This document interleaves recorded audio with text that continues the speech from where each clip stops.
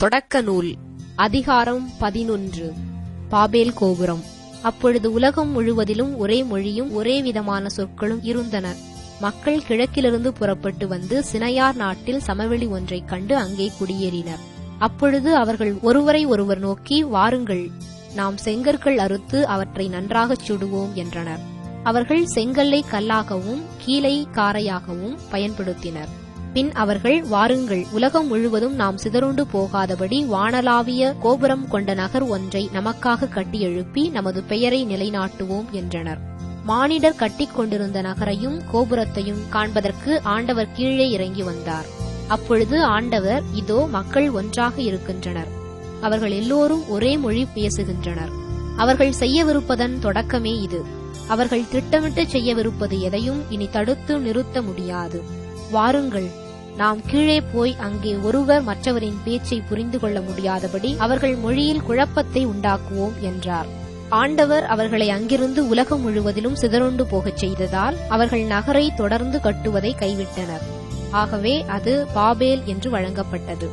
ஏனெனில் அங்கே ஆண்டவர் உலகெங்கும் வழங்கி வந்த மொழியில் குழப்பத்தை உண்டாக்கினார். அங்கிருந்து அவர்களை ஆண்டவர் உலகம் முழுவதிலும் சிதறுண்டு போகச் செய்தார். சேமின் வழிமரபினர். சேமின் தலைமுறைகள் இவையே. வெள்ளப்பெருக்கிற்கு 2 ஆண்டுகளுக்குப் பின் சேம் 100 வயதாக இருந்தபொழுது அவனுக்கு அர்பகசாது பிறந்தான். அர்பகசாது பிறந்த பின் சேம் 500 ஆண்டுகள் வாழ்ந்தான். அப்பொழுது சேமுக்கு புதல்வரும் புதல்வியரும் பிறந்தனர். அர்பகசாது 35 வயதாக இருந்தபொழுது அவனுக்கு செலாகு பிறந்தான். செலாகு பிறந்த பின் அர்பகசாது 403 ஆண்டுகள் வாழ்ந்தான். அப்பொழுது அர்பகசாதுக்கு புதல்வரும் புதல்வியரும் பிறந்தனர். செலாகு 30 வயதாக இருந்தபொழுது அவனுக்கு ஏபேர் பிறந்தான். ஏபேர் பிறந்த பின் செலாகு 403 ஆண்டுகள் வாழ்ந்தான். அப்பொழுது செலாகிற்கு புதல்வரும் புதல்வியரும் பிறந்தனர். ஏபேர் 34 வயதாக இருந்தபொழுது அவனுக்கு பெலேகு பிறந்தான்.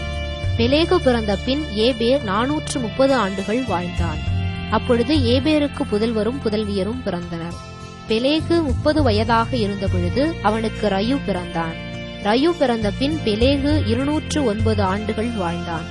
அப்பொழுது பெலேகிற்கு புதல்வரும் புதல்வியரும் பிறந்தனர். ரயு 32 வயதாக இருந்தபொழுது அவனுக்கு செரூகு பிறந்தான். செரூகு பிறந்த பின் ரயு 207 ஆண்டுகள் வாழ்ந்தான். அப்பொழுது ரயுவுக்கு புதல்வரும் புதல்வியரும் பிறந்தனர். செரூகு 30 வயதாக இருந்தபொழுது அவனுக்கு நாகோர் பிறந்தான். நாகோர் பிறந்த பின் செரூகு 200 ஆண்டுகள் வாழ்ந்தான். அப்பொழுது செரூகுக்கு புதல்வரும் புதல்வியரும் பிறந்தனர். நாகோர் 29 வயதாக இருந்தபொழுது அவனுக்கு தெராகு பிறந்தான். தெராகு பிறந்த பின் நாகோர் 119 ஆண்டுகள் வாழ்ந்தான்.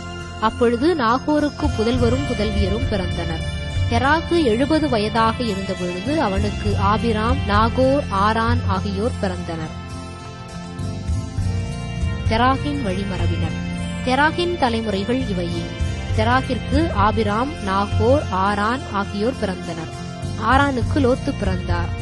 ஆரான் தான் பிறந்த நாட்டில் ஊர் என்ற கல்தேயர் நகரில் தன் தந்தை தெராகிற்கு முன்பே இறந்தான். ஆபிராமும் நாகோரும் பெண் கொண்டனர். ஆபிராமின் மனைவி பெயர் சாராய். நாகோரின் மனைவி பெயர் மில்கா. மில்கா ஆரானின் மகள். மில்கா இசுக்கா ஆகியோரின் தந்தை ஆரான். சாராய் குழந்தை பேறு இல்லாமல் மலடியாயிருந்தார். தெராகு தம் மகன் ஆபிராமையும் தம் மகன் ஆரானின் புதல்வன் லோத்தையும் தம் மருமகளும் தம் மகன் ஆபிராமின் மனைவியுமான சாராயையும் அழைத்துக் கொண்டு ஊர் என்ற கல்தேயர் நகரை விட்டு கானான் நாட்டை நோக்கி புறப்பட்டுச் சென்றார். காரான் என்ற இடத்திற்கு வந்ததும் அங்கேயே அவர்கள் தங்கி வாழலாயினர். தெராகு 205 வயதாக இருந்தபொழுது காரானில் இறந்தார்.